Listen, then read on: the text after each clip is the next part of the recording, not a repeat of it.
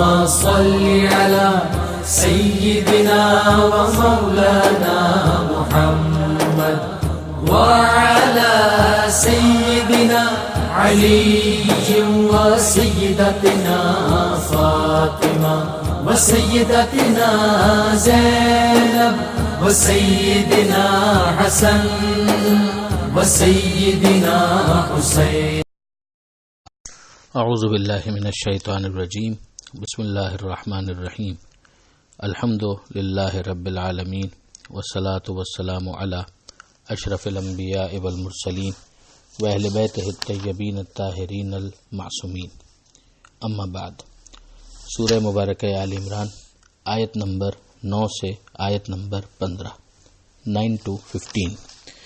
گزشتہ صفحے میں ہم یہاں تک پہنچے تھے کہ پروردگار عالم نے راسخون فی العلم کا ذکر فرمایا کہ انہیں بھی تعویل آیات متشابہات کا علم ہے، اور پھر ان کی ایک دعا پروردگار عالم نے بیان کی، اور اس کی دعا آگے کنٹینیو ہوتی ہے کہ جس میں وہ یہ کہتے ہیں کہ پروردگار یقیناً تو جمع کرنے والا ہے تمام انسانوں کو اس دن کی جس میں کسی قسم کا کوئی شک نہیں ہے. یہ قیامت کے حوالے سے ان کی دعا ہو گئی، اور یقیناً اللہ اپنے وعدے کے خلاف نہیں کرتا. اب پروردگار عالم آگے فرماتا ہے کہ یقیناً وہ لوگ کہ جنہوں نے کفر اختیار کیا تو ان کی بنیاد کیا ہے، یعنی وہ کیا انجوائے کر رہے ہیں. ان کا مال، ان کی اولاد، ان کا مین پاور، تو یہ ان کا مال اور ان کی اولاد ان کے کچھ بھی کام آنے والا نہیں ہے اللہ کے مقابلے پر، اور یہ جہنم کی آگ کا ایندھن ہے. اب ماضی سے اس کی ایک مثال پیش کی، اور وہ تھی فرعون والوں کی، کہ جیسے ان کا معاملہ تھا اور ان سے بھی پہلے والوں کا جو معاملہ تھا کہ انہوں نے ہماری آیتوں کو جھٹلایا. ہماری نشانیاں، آیتیں ان کے سامنے پیش کی گئیں. جناب موسیٰ علیہ السلام، جناب نوح علیہ السلام، جناب ابراہیم علیہ السلام، یہ اس وقت کے جو سرکش افراد تھے ان کے سامنے مسلسل نشانیاں اور معجزات پیش کرتے رہے، اور وہ لوگ انکار کرتے رہے. مگر ان کا بھی معاملہ یہی ہوا کہ ان کا مال، ان کی اولاد ان کے کچھ کام نہیں آ پایا. اللہ نے انہیں ان کے گناہوں کے سبب گرفت میں لیا، اور یقیناً اللہ بہت شدید عذاب دینے والا ہے. اب اس کے بعد پروردگار عالم اس کو ریلیٹ کرتا ہے پیغمبر اکرم کے زمانے کے کافروں کے ساتھ، اور خاص طور پر اس آیت کے ذریعے سے یہودیوں کو مخاطب کیا گیا جو مدینہ منورہ کے اندر سرکشی کا مظاہرہ کر رہے تھے. اور ان سے کہا گیا کہ اے حبیب کہہ دیجئے ان لوگوں کو کہ جنہوں نے کفر اختیار کیا کہ تم بھی مغلوب ہوں گے اور تم سب کو جہنم کی طرف لے جایا جائے گا، اور وہ بہت ہی بدترین ٹھکانہ ہے. اب اس کے بعد پروردگار عالم نے جنگ بدر کا ذکر کیا. اب یہ تمام تر چیزیں کہ یہ بدر سے متعلق ہے، اب یہ تفسیر ہے. ظاہر ہے کہ آیت کے اندر آگے آپ دیکھیں گے لفظ بدر نہیں آیا، مگر اسی کو ریلیٹ کرنا کہ یہ تاریخی اعتبار سے کہاں پر اس چیز کو لوکیٹ کیا جائے گا، یہی تفسیر ہے. تو پروردگار فرماتا ہے کہ تمہارے لیے یقیناً نشانی ہے ان دو گروہوں کے بارے میں کہ جنہوں نے ایک دوسرے سے ملاقات کی. ظاہر ہے کہ وہ ملاقات قتال فی سبیل اللہ کے لیے تھی. فئۃ تقاتل فی سبیل اللہ، ایک گروہ وہ تھا کہ جو قتال کر رہا تھا، لڑ رہا تھا اللہ کی راہ میں، اور دوسرا جو تھا وہ کافر تھا. یرونہم مثلہم رأی العین، اور وہ ان کو دیکھ رہا تھا دو برابر، بظاہر ان کی آنکھوں میں یہی نظر آ رہا تھا، ان کی تعداد دگنی ان کو نظر آ رہی تھی. یہ کون دیکھ رہا تھا اس کی تفصیل یہاں پر نہیں ہے، مگر ظاہری اعتبار سے اس کا ترجمہ اسی طریقے سے بہت سے مفسرین نے اور مترجمین نے کیا کہ وہ کافر جو تھے وہ مسلمانوں کو دگنا دیکھ رہے تھے. یہ گویا پروردگار کی طرف سے ایک روب کے ذریعے سے مدد تھی کہ کافروں کو مرعوب کر دینا، ورنہ ان کی تعداد تو بہت مختصر تھی، 313 افراد، جن کے سامنے 1000 کے قریب افراد کافروں کے موجود تھے. اور بھی اگر آپ دیکھیں تو جو ان کی تیاری تھی کہ ان کے پاس 70 اونٹ تھے، 2 گھوڑے تھے، 6 زرہیں تھیں اور 8 تلواریں تھیں، یہ مسلمانوں کا اثاثہ تھا.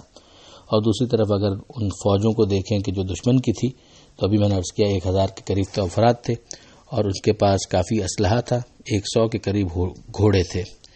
اور اس کا نتیجہ یہ نکلا کہ بہرحال 22 مسلمان شہید ہوئے اور دشمن کے 70 افراد مارے گئے اور 70 قیدی ہوئے. تو یہ ایک عجیب نشانی تھی کہ بظاہر اگر آپ دیکھیں تو مسلمان نہ لڑنے کی پوزیشن میں تھے اور نہ وہ لڑنے جا رہے تھے، لیکن وہاں پر پروردگار عالم نے ان کی مدد کی. اس میں ظاہر ہے کہ امیر المومنین حضرت علی علیہ السلام کا شجاعت کا ایک انتہائی بہترین نمونہ ہمیں نظر آتا ہے. پھر دوسرے مقامات پر جہاں پروردگار نے سورہ انفال کے اندر اور سورہ محمد میں اور دیگر مقامات پر بدر کو ڈسکس کیا ہے تو وہاں پر فرشتوں کی مدد کا بھی بعض مقامات پر ذکر آیا ہے۔ تو یہاں پروردگار فرماتا ہے کہ اللہ ہے کہ جو اپنی مدد کے ذریعے سے تائید کرتا ہے جس کی چاہتا ہے، اور اس کے اندر عبرت ہے ان لوگوں کے لیے جو دیکھنے والے ہیں، یعنی اگر کوئی اگنور کرنا چاہے تو ٹھیک ہے، ورنہ بہرحال اس کے اندر ایک بہت اسٹرانگ میسج ہے۔ اب اس کے بعد پھر واپس انسان کی جو اخلاقی جو مشکل ہے اس کی طرف خدا نے متوجہ کیا کہ انسان کا کیس یہ ہے کہ انسان کے لیے مزین کر دیا گیا ہے، یعنی اس کو بڑا ڈیکوریٹڈ نظر آتا ہے یہ سارا معاملہ۔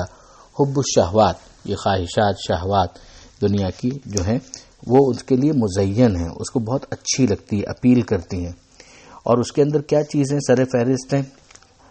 نساء، عورت کا معاملہ کہ اپوزٹ سیکس، ظاہر مرد کے لیے عورت اور عورت کے لیے مرد، اسی طریقے سے بیٹے، اولاد، اور پھر سونا اور چاندی، اس کے ڈھیر، اس کو آج کی اصطلاح میں آپ کہیے کہ بینک بیلنس۔